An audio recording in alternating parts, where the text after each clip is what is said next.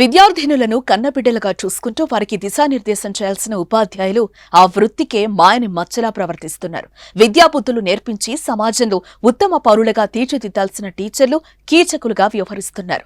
వెకిలి చేష్టలతో విద్యార్థినుల పట్ల అసభ్యకరంగా ప్రవర్తించిన ఉపాధ్యాయుడికి దేహశుద్ధి చేసిన ఘటన భద్రాద్రి కొత్తగూడెం జిల్లాలో వెలుగు చూసింది.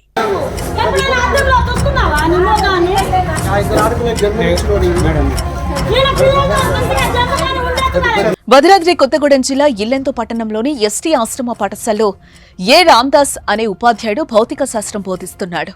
నెల రోజుల నుంచి అతను విద్యార్థినులతో అభ్యంతరకరంగా ప్రవర్తిస్తున్నాడు. ఇబ్బందికరంగా చేతులు వేస్తూ వెటకారపు మాటలతో విద్యార్థినులను వేధిస్తున్నాడు. అయితే ఆ ఉపాధ్యాయుడు వేధింపులు భరించలేని బాలికలు విషయాన్ని తల్లిదండ్రులకు తెలిపారు. విషయం తెలుసుకున్న తల్లిదండ్రులు కోపంతో పాఠశాలకొచ్చి ఉపాధ్యాయుడికి దేహశుద్ధి చేశారు.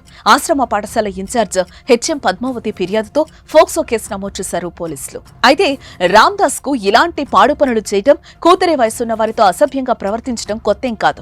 గతేడాది కూడా ఇలాంటి నీచమైన పని చేశాడు. అయితే అప్పట్లో ఆయనకు కుటుంబ సభ్యులు ఉన్నారనే కారణంగా ఉన్నతాధికారులు రామ్దాస్ ను హెచ్చరించారు. అయితే కొన్నాళ్లు బాగానే ఉన్నా మళ్లీ తన వక్రబుద్ధిని బయటపెట్టాడు రామ్దాస్.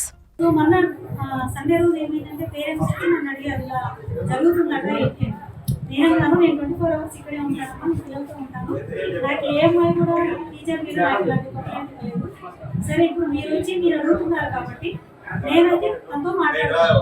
ఎందుకంటే పోయినసారి ఇలానే చేస్తే మేము కంప్లైంట్ ఇచ్చాము. సరే ఇప్పుడు ఏమైనా మారాలా లేదా నేను అడుగుతానని చెప్పేసి నేను వాళ్ళ ముందే పేరెంట్స్కి ఇచ్చాను. సో నేను అతను విజయవాడలో వచ్చి మాట్లాడతాను చెప్పాను. సో ఆ టైంలో ఉదయం పేరెంట్స్ వచ్చారు. నేను నైట్ పిల్లలతో కూర్చోబెట్టి అని చెప్పాను. కాదమ్మా ఇన్ని రోజుల వరకు నేను ఇక్కడే ఉంటాను, కనీసం ఒక మాట అయినా కూడా నాకు చెప్పాలి కదా, మేడం సార్ ఇలా రియాక్ట్ చేస్తున్నారు ఇదే చెప్పాలి కదా, మరి నాతో చెప్పకుండా మీ పేరెంట్స్ ఇలా చెప్పారు. ఇక్కడ నేను ఉన్నాను కదా, మీ పేరెంట్స్ వదిలిపెట్టాను. సో నేను మీ బాధ్యత మొత్తం నేనే చూసుకుంటాను. మీకు ఏదైనా కూడా దానికి బాధ్యతలు నేనే.